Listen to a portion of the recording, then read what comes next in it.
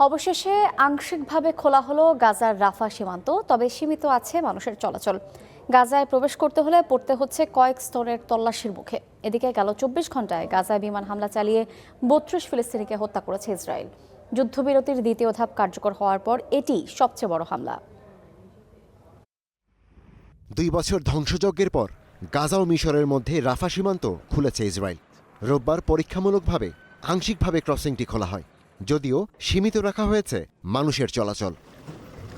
বেসামরিক নাগরিকদের চলাচল ও সহায়তা প্রবেশের প্রধান প্রবেশদ্বার এই রাফা ক্রসিং। 2024 সালের মে মাসে ইসরায়েলি বাহিনী এই ক্রসিং নিয়ন্ত্রণ নেয়ার পর থেকেই বন্ধ করে রাখে। 2025 সালের শুরুর দিকে সীমিত আকারে ক্রসিংটি খুলে দেওয়া হলেও পরে আবারও তা বন্ধ করে দেয় তেল আবিব। বর্তমানে এই ক্রসিং দিয়ে 80,000 ফিলিস্তিনি উপত্যকায় ফিরে আসার চেষ্টা করছে বলে জানিয়েছে আল জাজিরা। এছাড়া প্রায় 22,000 আহত ও অসুস্থ মানুষও সংকটজনক অবস্থায় আছেন, যারা উপত্যকাটি ছেড়ে অন্যত্র চিকিৎসার জন্য যাওয়ার অপেক্ষায়। এদিকে যুদ্ধবিরতির দ্বিতীয় ধাপ কার্যকরের পরও বড় ধরনের হামলা চালিয়েছে ইসরায়েল।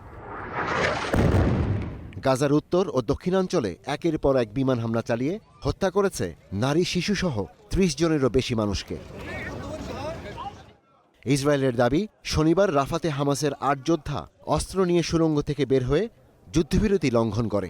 এর জবাবে হামাস যোদ্ধাদের লক্ষ্য করে হামলা চালায় তারা। অন্যদিকে হামাস এসব হামলাকে গণহত্যা বলে আখ্যা দিয়ে যুক্তরাষ্ট্রকে অবিলম্বে হস্তক্ষেপের আহ্বান জানিয়েছে। ইসরায়েলি হামলায় গাজা সিটির শেখ রাদওয়ান পুলিশ সদর দপ্তরে 5 পুলিশ কর্মকর্তা নিহত হয়েছেন। নিহতদের মধ্যে একজন কর্নেল, 2 জন মেজর এবং 2 জন লেফটেন্যান্ট সমমর্যাদার কর্মকর্তা রয়েছেন। Ishtiaq Hossain, star news.